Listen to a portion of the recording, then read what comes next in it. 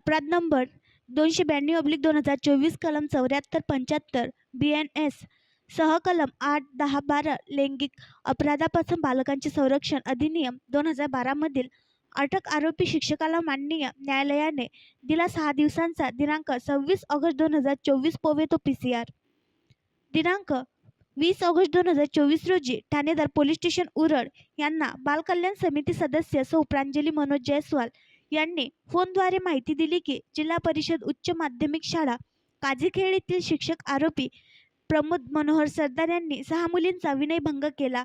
अशा माहितीवरून आम्ही पोलीस स्टाफसह घटनास्थळी जाऊन शिक्षक आरोपी यास तात्काळ ताब्यात घेतले। पीडित फिर्यादीने दिलेल्या जबानी रिपोर्टवरून पोलीस स्टेशनला अपराध नंबर 282/24 कलम 74-75 BNS सह कलम 8, 10, 12 लैंगिक अपराधापासून बालकांचे संरक्षण अधिनियम 2012 प्रमाणे गुन्हा दाखल करून आरोपीस अटक करण्यात आली होती।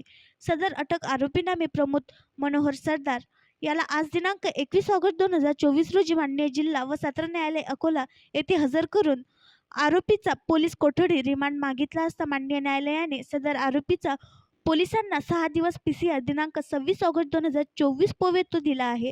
पुढील तपास महिला पोलीस उपनिरीक्षक नीता दामदर या करीत आहेत। आणखी नवीन व्हिडिओ पाहण्यासाठी आमच्या देशमुख एक्सप्रेस न्यूज चॅनलला सबस्क्राईब करा, लाईक करा आणि शेअर करा।